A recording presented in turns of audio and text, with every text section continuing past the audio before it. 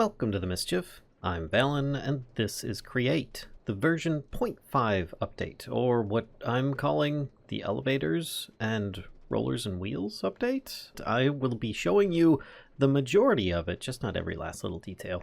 Let's start with elevators, because that's where a lot of the fun is in this. I was a little bit disappointed in the fact that elevators seem to be replaced, but then once I started messing around with it, it's actually a lot of fun. So what you're going to need is at least an elevator pulley, which is not that expensive to make, as well as some redstone contacts. You're going to need some of these for each floor level that you want to have. And at least one Contraption Controls, which is a new item I'll be going over a little bit here and a lot more later. Plus, of course, you'll need some blocks in order to make yourself some kind of platform to go up and down.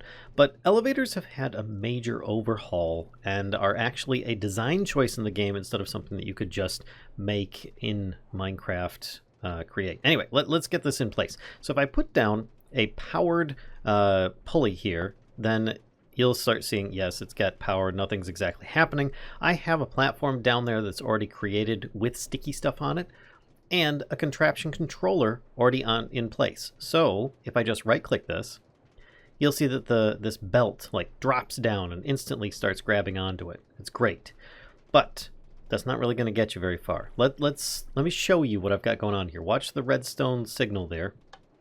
You'll see it starts calling for things, and it comes up and the door opens, everything. It's really, really cool.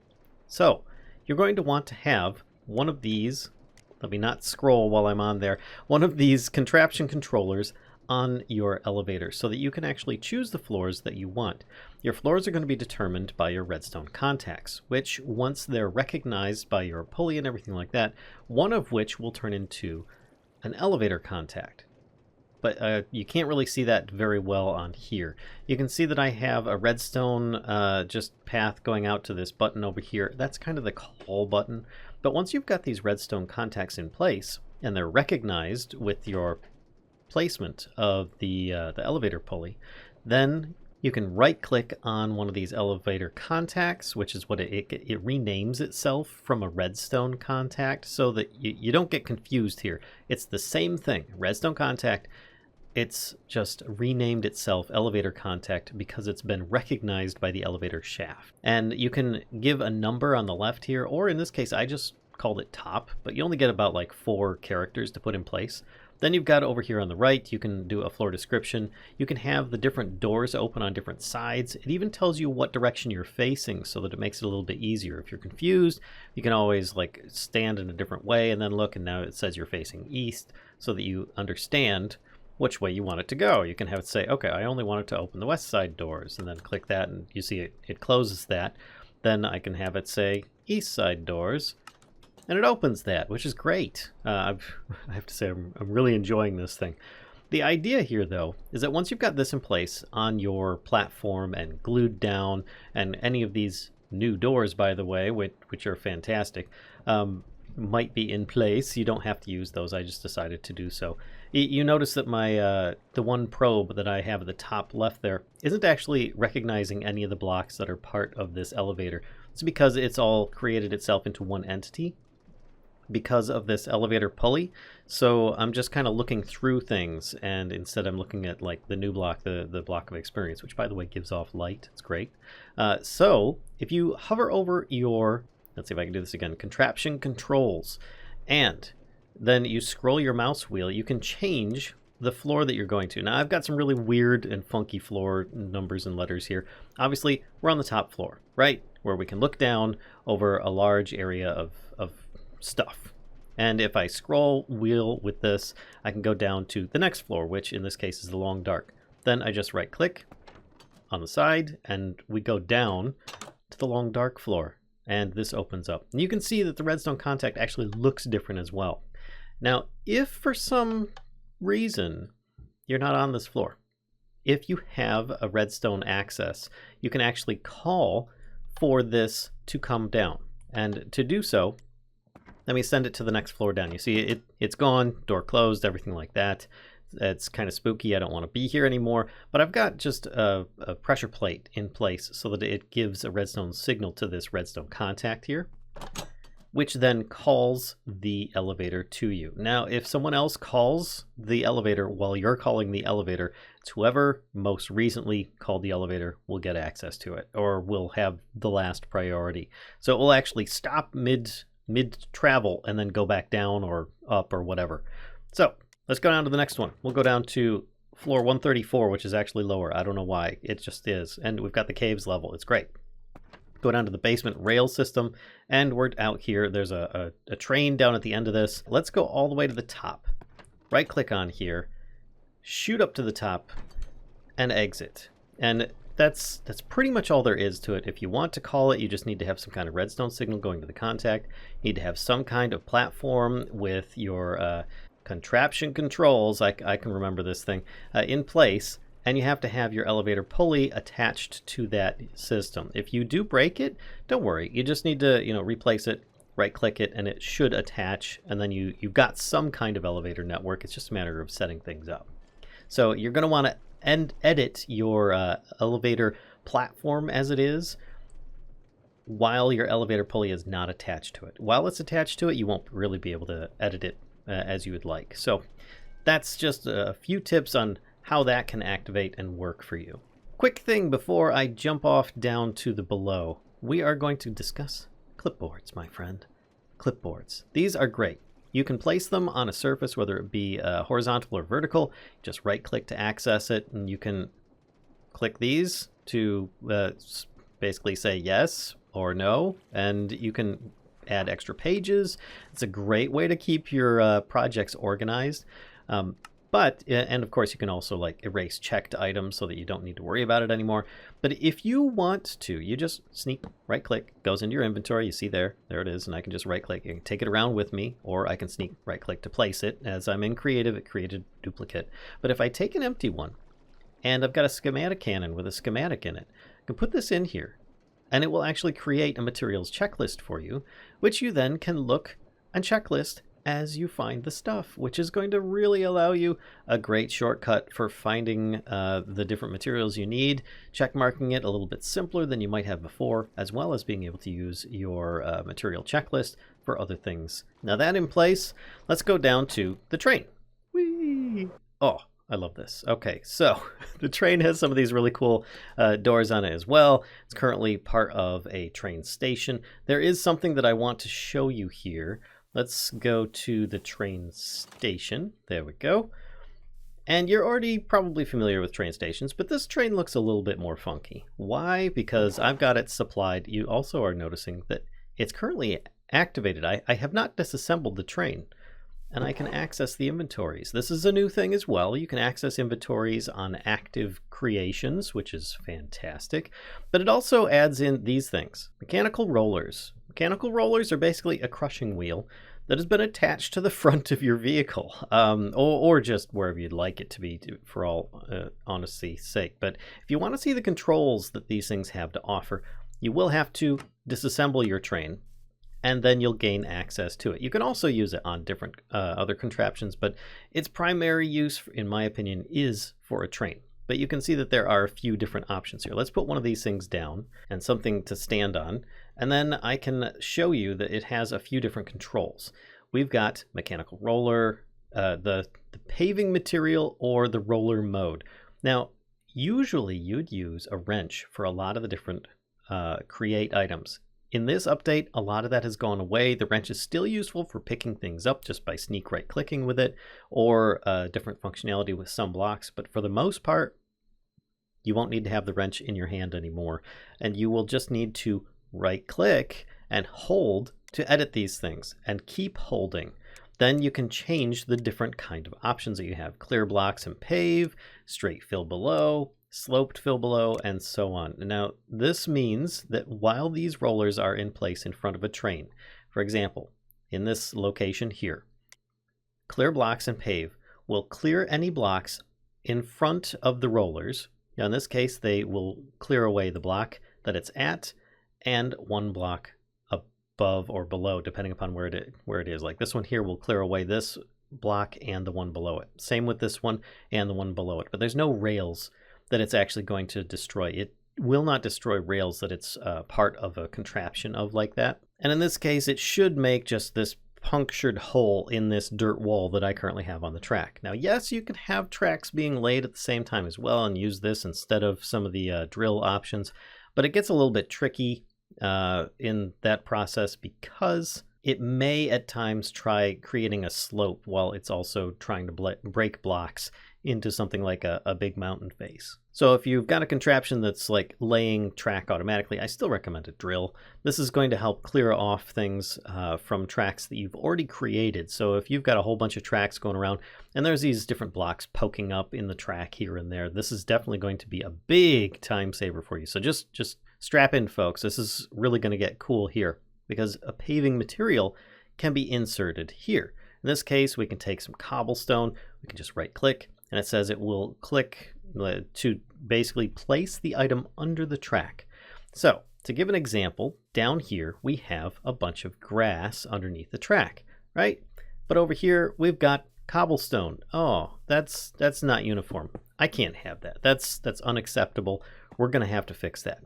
So first, now that we've got that set up, plus we've got plenty of cobblestone to replace blocks with, we're going to do some paving. Just by jumping up in here, getting on the train, hooking it up, going into F5 mode so you guys can see what the heck is going on. We're going to just press forward and start smashing through the wall to start, which then creates a pavement of the blocks that we determined along the track. Really nice. But also keep in mind that any blocks that you mine along the way will have a potential to not be picking up all the drops. So it's not the most effective. If you are wanting to get the drops from like mining these things, then you're going to want a drill. If you just want to clear it away, then these rollers are definitely the way to go. And it's really, really fun to mess around with.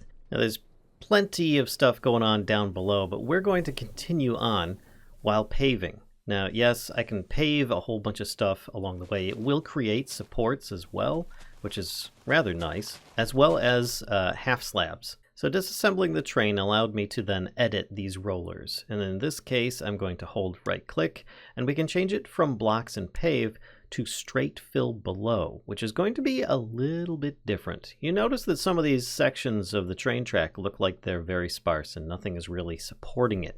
Well, that will soon be remedied. Yes, I know my train looks janky, don't judge me by how my train looks. But as you'll see, we'll start filling larger spaces below the track as we go. This is going to save builders of train tracks and such a very large amount of time. And you can see it's just building all the way down just as a straight support line underneath the tracks. So if you want to have yourself a really nice, easy, somewhat immersive way of supporting your train, not 100% accurate. As you can see here, we've got like one little spot that it missed, but I mean, the train is rather elongated, so you can understand. It's still going to save you a ton of time for doing this kind of stuff. And you'll notice it's no longer paving the road, so you might have to actually go back across or have another set that's going to be paving it for you. So let's pull in at this next track and do another little edit on some of our mechanical rollers. If I change this from straight fill below to sloped fill below, as if you notice the icon pretty much represents what's going to happen here. Instead of having it just be a straight down support line, it's actually going to create somewhat of a hill or a gradient going down to the ground around it.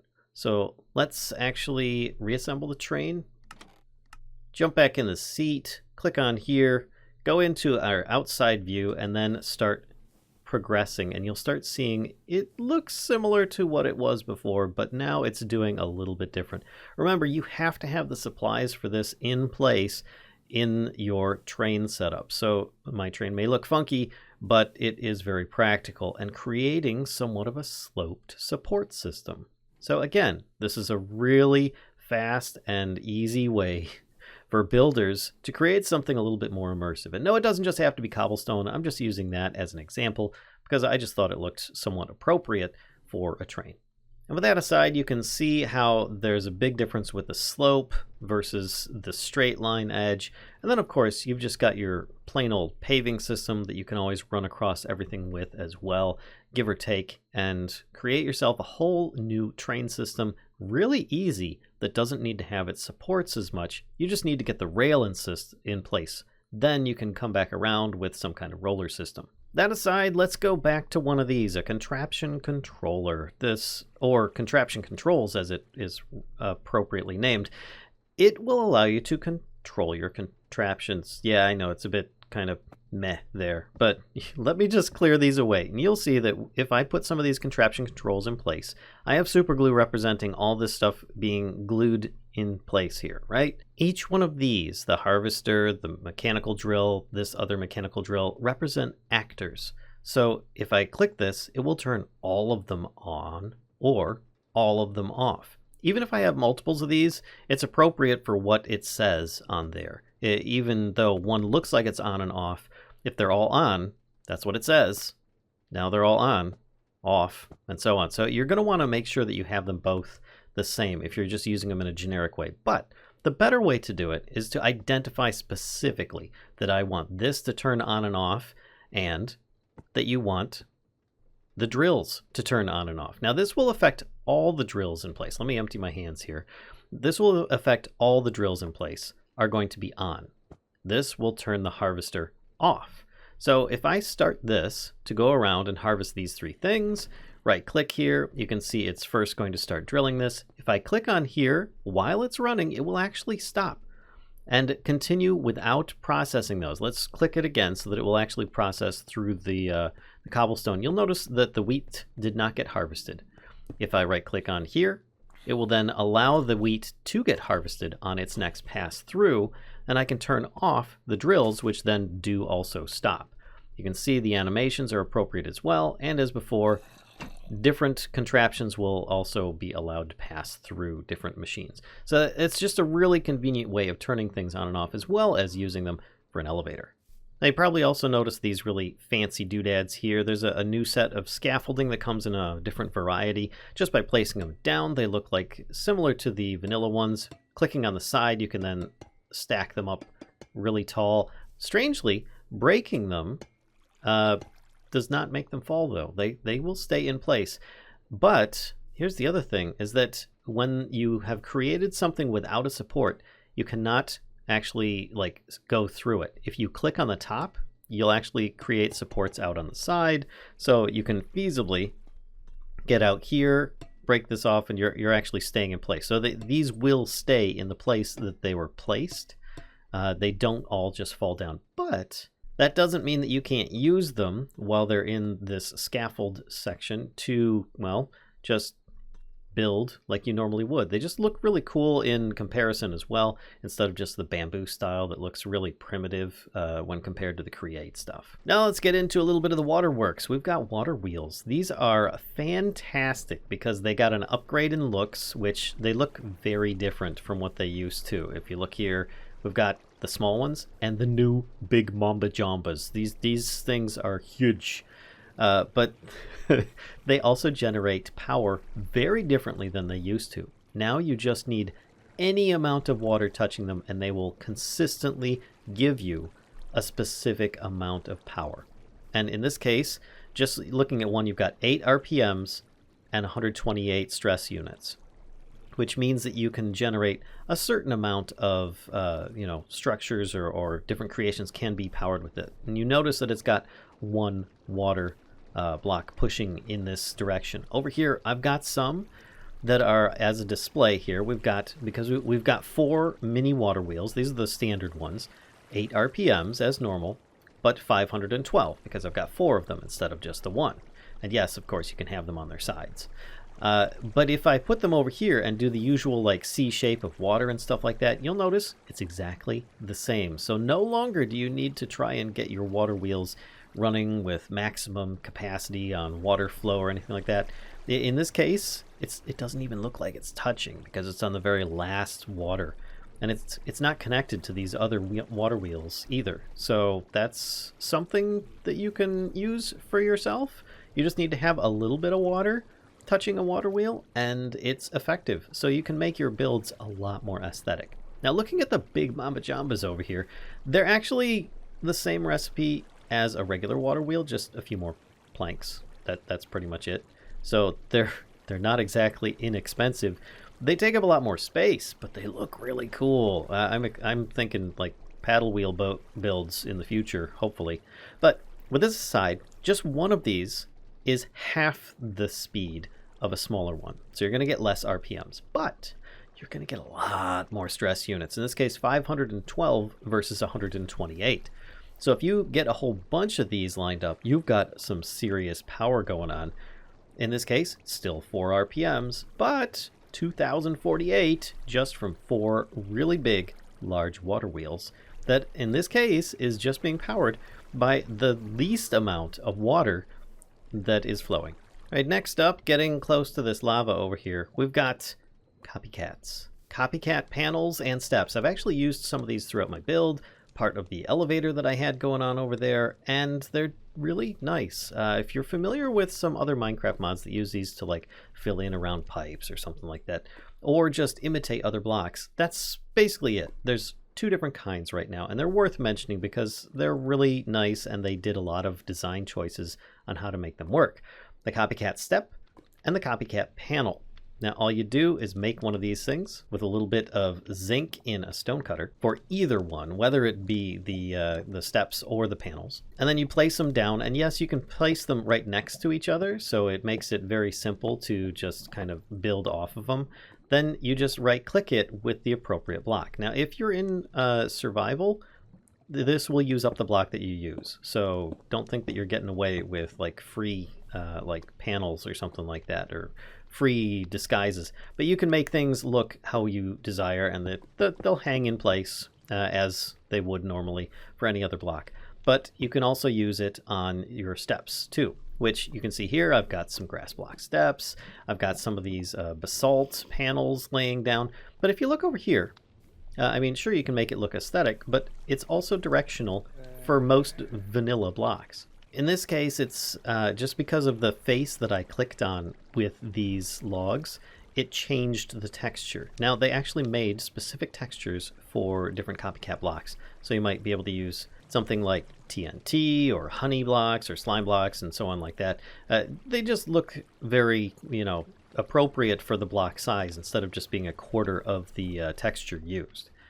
And you can see here I've got an oak log panel. Now, in order to get these back, all you do is just either right click with a wrench or break the block itself. If you right click with the wrench, you get the item into your inventory, and then you can grab the Copycat panel with a sneak right click. Me being in creative, I don't get either one back, but that's the price I'm paying for being in creative right now. Okay, this pool of lava represents another part of this update that is a little bit less noticed, and that is the Netherite Diving helmet, the Netherite back tank. It adds in some extra armor as opposed to the previous back tank, which didn't give you that option. The Netherite Diving helmet is going to allow you a bit more protection as well. Add on some regular Netherite stuff and some Netherite diving boots, like Netherite leggings, which is vanilla, and some Netherite diving boots, and you can then be protected from fire and lava while jumping in. And yes, you can see normally as well, so you can find different treasures at the bottom of the nether, perhaps. Just make sure that your Netherite back tank is filled, or else you may run out of possibilities to survive, and that you're wearing all of these. If you drop any one of these off, you're exposing yourself to lava and death. And with that, my friends, I think I'm just going to mess around with this elevator while you head off to the next video. I hope you've been enjoying this. If so, please be sure to give a like, comment, subscribe, and until next time, folks, I will see you hopefully over on Twitch, because we stream regularly, and it's a lot of fun over there. We're messing around a lot of vintage story, as well as the Cottage Witch mod pack at this time. Anyway, see you guys next time.